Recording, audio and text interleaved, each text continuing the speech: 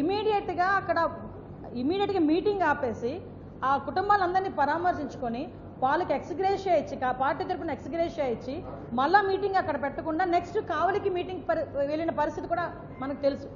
అంటే ఒక రెస్పాన్సిబిలిటీ ఉన్న నాయకుడు, రాజకీయ నాయకుడు చేయాల్సిన పని అది. కానీ ఇర్రెస్పాన్సిబుల్ రాజకీయ నాయకుడు శవాల మీదే రాజకీయం చేయాలనుకునేవాడు ఇలాంటి పరిస్థితుల్లో జగన్మోహన్ రెడ్డి పనిచేస్తున్నాడు అంటేనే ఒకసారి మనందరం కూడా ఆలోచన చేసుకోవాలి. తర్వాత జయవర్ధన్ రెడ్డి అని ఇంకొక అబ్బాయి చనిపోయాడు, సత్తెనపల్లి కాన్స్టిట్యున్సీకి సంబంధించిన జయవర్ధన్ రెడ్డి అని 37 సంవత్సరాల అబ్బాయి చనిపోయాడు. ఈ చావులకి కారణం జగన్మోహన్ రెడ్డి కాదా? ఎందుకు అని అంటే ఈరోజు ర్యాలీకి పర్మిషన్ వద్దండి, ర్యాలీ మీరు ఇంచుమించు 70 కిలోమీటర్లు, ఇంత పెద్ద ర్యాలీ 25,000 మంది 30,000 మందిని మొబిలైజ్ చేస్తున్నారు, మీరు ఇలాంటి ఇబ్బంది అవుతుందంటే మాకు కావాలి. అయినా కూడా నోటీసులు ఇచ్చినా కూడా ఏం జరుగుతుందో చూద్దాం అన్నట్టుగా రెచ్చగొట్టే ధోరణిలో ఒక్కొక్కడు వచ్చి ప్లెకార్డ్స్ పట్టుకొని మమ్మల్ని రెచ్చగొట్టే పరిస్థితి. అయినప్పటికీ కూడా ఈరోజు పోలీసులు చాలా శాంతియుతంగా వాళ్ళ పని వాళ్ళకి కానిచ్చుకొని ఒక Z+ సెక్యూరిటీ ఉన్న వ్యక్తికి మేము ఇలాంటి పొజిషన్లో మేము సెక్యూరిటీ ఇవ్వలేమని చెప్పినా కూడా అతను వినకుండా బయటకు వచ్చి సంవత్సరం క్రితం చనిపోయిన వ్యక్తిని ఈ రోజు వరకు పరామర్శించడానికి టైం లేదా అండి? అంటే ఈరోజు ఏదో రకంగా బయటకు వచ్చి ఒక శాంతి భద్రతలకు విఘాతం కలిగించాలని ఒక సైకో మెంటాలిటీతో ఒక నేరస్తుడి, రాజకీయ ముసుగులో ఉన్న ఒక నేరస్తుడు చేస్తున్న కుట్రగా మనం భావించుకునే పరిస్థితి ఈరోజు కనిపిస్తూ ఉంది. మీరు అబ్జర్వ్ చేసుకుంటే ఈరోజు విశాఖపట్నం వైపు ప్రపంచం అంతా చూసే పరిస్థితి.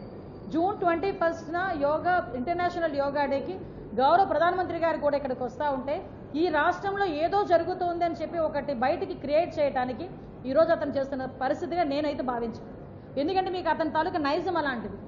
14 to 19లో ఇక్కడ ఇంటర్నేషనల్ సమ్మిట్ జరుగుతూ ఉంటే ఆ రోజు అలాగే ఇక్కడికి వచ్చి ఒక మనకి జల్లికట్టు తరహాలో బీచ్ రోడ్లో ఏదో ప్రోగ్రామ్ చేస్తానని చెప్పి ఆ రోజు నానా రచ్చ చేశాడు. మీరందరూ కూడా ఆ రోజు మీకు గుర్తుపెట్టుకోవాలి. అంటే ఇలాంటి రాష్ట్రానికి సంబంధించిన ప్రైడ్ పెరిగే కార్యక్రమాలు ఎప్పుడుంటాయో చూసుకుంటాడు. ఆ సమయంలో సందర్భం లేకుండా ఏమీ లేకుండా అతనే ఒక అవకాశాన్ని క్రియేట్ చేసుకొని జనంలోకి వెళ్ళి ఇలాంటి సిచ్యువేషన్స్ క్రియేట్ చేసే పరిస్థితి కనిపిస్తూ ఉంది. ఒకసారి మనందరం కూడా ఆలోచన చేసుకోవాలి ఎటువంటి వ్యక్తి ఈరోజు జగన్మోహన్ రెడ్డి.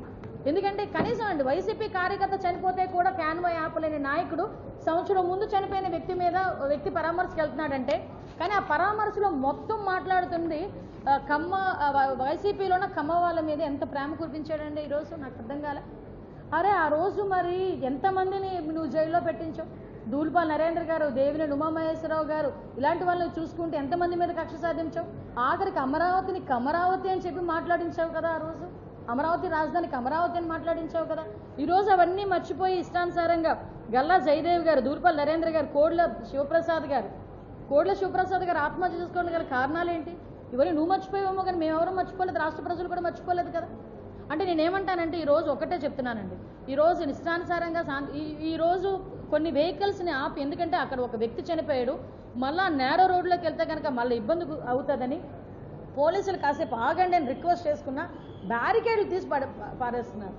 అంటే ఒకసారి ఏ రకంగా జరుగుతుందో ఒకసారి ఆలోచన చేసుకోండి. ఈ సంవత్సర కాలంలో మేము ఎప్పుడూ కూడా రిస్ట్రిక్ట్ చేయలేదు, ఎవరిని కూడా వెళ్ళొద్దు అని మాట్లాడలేదు, ఎవరిని కూడా మేము హౌస్ అరెస్ట్ చేయలేదు.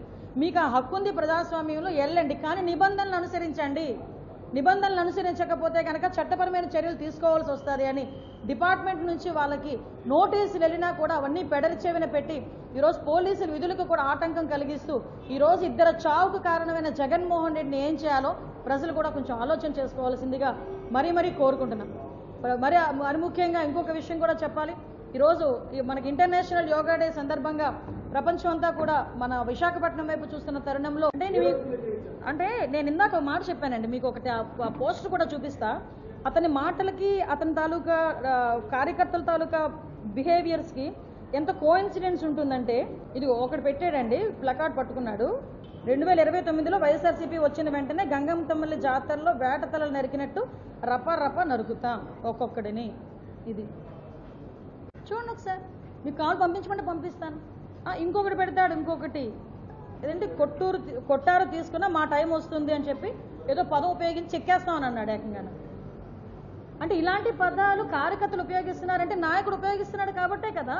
సినిమాలు చూపిస్తాం, సినిమా తాట తీస్తాం, సినిమాలు అంటే ఎలా ఉంటాయో చూస్తాం, ఇలాంటి పదాలు ఉపయోగిస్తున్నాడంటే ఏంటి పరిస్థితి? నేను ఒకటే కోరుకుంటున్నా, ఈరోజు శాంతి భద్రత ఇప్పుడు ఏంటంటే ప్రశాంతంగా వెళ్తుంది, సంక్షేమ కార్యక్రమాలన్నీ కూడా ప్రజలకి చక్కగా వెళ్తున్నాయి, ప్రజలందరూ సంతోషంగా ఉన్నారు, పెట్టుబడులు వస్తున్నాయి, పరిశ్రమలు వస్తున్నాయి, ఉద్యోగ అవకాశాలు కల్పిస్తున్నారు ఈ ఎన్డీఏ గవర్నమెంట్. కేంద్ర ప్రభుత్వం తలకి సహాయ సహకారాలు ఉంది. ఈ టైంలో కనుక వాళ్ళు ఎక్కడ మరుగున పడిపోతారని వాళ్ళ ఉనికి కాపాడుకోవడం గురించి శాంతి భద్రత విఘాతం కలిగించి వాళ్ళ సొంత పార్టీ కార్యకర్తలు చనిపోతున్నా కూడా పట్టించుకోకుండా బయట తిరుగుతున్నాడంటే ఒకసారి మనం ఆలోచన చేసుకోవాలి. మీరు అబ్జర్వ్ చేయండి, ఈ సంవత్సర కాలంలో జగన్మోహన్ రెడ్డి ఎక్కడికి వెళ్ళినా కూడా ఏదో ఒక ఇన్సిడెంట్ క్రియేట్ చేస్తూనే ఉన్నాడు. అనంతపురంలో వెళ్ళి అక్కడ హెలికాప్టర్ దగ్గరికి, అక్కడ ఏమి అంటే హెలికాప్టర్ ఏదో సాంకేతిక లోపం వచ్చిందని బై రోడ్ వెళ్ళడానికి ప్రయత్నం చేయడం, ఆ రోజు బై రోడ్ వెళ్ళడం. ఆ రోజు కూడా వాళ్ళ కార్యకర్తలు అందరూ వచ్చేసి అక్కడ ఏదో టెక్నికల్ ప్రాబ్లం కావాలని క్రియేట్ చేశారన్నట్టుగా ఒకటి క్రియేట్ చేయటం, అక్కడితో అది అయిపోయింది. దానికి క్లియర్గా మా పోలీసులందరూ కూడా క్లియర్గా ఇన్ఫర్మేషన్ ఇచ్చేసరికి వైఎస్ఆర్సీపీ ఆ పేటీఎం బ్యాచ్ అంతా నోరు మూసుకుని కూర్చుంది.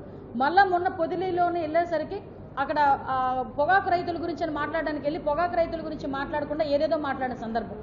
ఆ రోజు కూడా పోలీసుల మీద రాళ్ళు ఉరివిన పరిస్థితి. అరే ఏందిరా ఇలా చేస్తున్నారని చెప్పి పోలీసుల మీద రాళ్ళు ఉరివిన వాళ్ళ కేసులు కనుక చూస్తే 9 మందిని అరెస్ట్ చేసి 9 మంది మీద కూడా ప్రీవియస్ కేసులు ఉన్నాయి. అరే గాంజా బ్యాచ్లో పట్టుబడిన వాళ్ళు ఇంచుమించుగా చెప్పాలంటే తెనాల్లోని భయభ్రాంతులు గురి చేస్తున్న వాళ్ళని కూడా పరామర్శించడానికి జగన్మోహన్ రెడ్డి వెళ్ళినప్పుడు జనాల్ని సమీకరించుకొని వెళ్ళాడంటే ఒక్కసారి ఆలోచన చేసుకుని అతని తాలూకా మెంటాలిటీ ఎలా ఉంటుందో. ఇది మేము చెప్పడానికి కాదండి, ఈరోజు ప్రజలు కూడా గమనిస్తున్నారు, ప్రజలు కూడా ఆలోచన చేస్తున్నారు. మేము పెట్టిన అప్పీల్ ఒకటే, ఈరోజు ఇలాంటి వ్యక్తులు అసలు సొసైటీలో ఉండడానికి కూడా అర్హత లేదు. మళ్ళీ పైగా వీళ్ళ నాయకులు బయటకు వచ్చి ఏదేదో మాట్లాడుతున్నారు. ఒక గాంజా బ్యాచ్ని పరామర్శించడానికి ఒక ఎక్స్-సీఎం వెళ్తాడు. అరే బెట్టింగ్లోని చనిపోయిన అతనికి సంవత్సరం తర్వాత పరామర్శించడానికి